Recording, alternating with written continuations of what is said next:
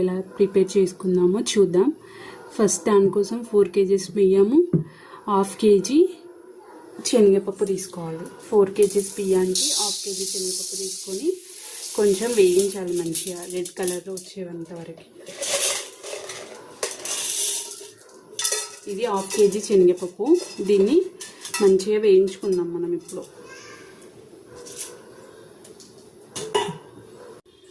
పప్పు నేను చూపించిన విధంగా వేయించుకోవాలి. అంటే మనకి శనగపప్పు వేసినప్పుడు స్మెల్ వస్తుంది కదా, ఇట్లా వేగినప్పుడు ఆ స్మెల్ వచ్చిన తర్వాత దాన్ని తీసేసుకోవాలి పప్పుని. ఇప్పుడు శనగపప్పు తీసిన తర్వాత దీంట్లో 1/2 కిలో మినప్పప్పు తీసుకోవాలి. తీసుకొని దీన్ని కూడా సేమ్ అదే విధంగా వేయించుకోవాలి. ఇప్పుడు మినప్పప్పు కూడా కొంచెం రెడ్ కలర్లో వస్తుంది, కొంచెం స్మెల్ వస్తుంది మనకి మినపప్పు వేగిన స్మెల్. ఆ వచ్చిన తర్వాత మినపప్పుని తీసేసుకుందాం. ఇప్పుడు మనం వేయించుకున్న ఈ పప్పులు ఉన్నాయి కదా, ఈ పప్పులన్నీ 4 kgs బియ్యం ఇవి. ఈ 4 kgs బియ్యంలో ఈ పప్పులన్నీ యాడ్ చేసుకొని మనం ఇసిరిపించుకోవాలి. ఇరిపించుకున్న 4 kgs పిండిలో 1/2 కప్ నువ్వులు వేసుకోవాలి.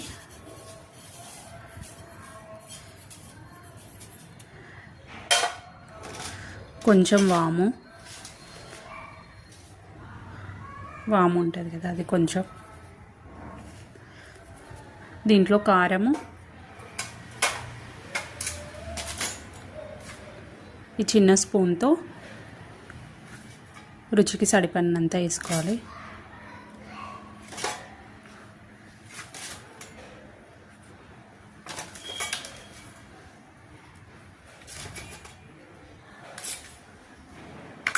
దీంట్లోనే కారం,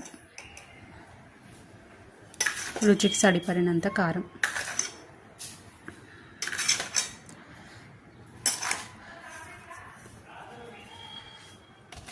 దీంట్లోనే అల్లం వెల్లుల్లి పేస్ట్ వేసుకోవాలి.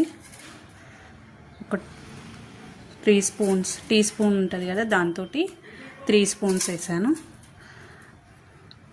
దీన్ని మనం వాటర్ వేసుకొని ముద్దలా కలుపుకుందాం. ఇలా చేత్తో ఫస్ట్ అంతా మిక్సీ చేసుకోవాలి, తర్వాత వాటర్ యాడ్ చేసుకుంటూ ముద్దలాగా కలుపుకోవాలి. పిండిని ఈ విధంగా తడుపుకోవాలి.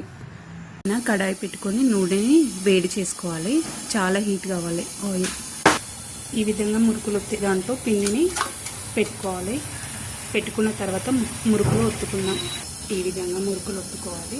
ఇప్పుడు ఇలా ఒత్తుకున్న మురుకుల్ని ఆయిల్లో వేసుకుందాం.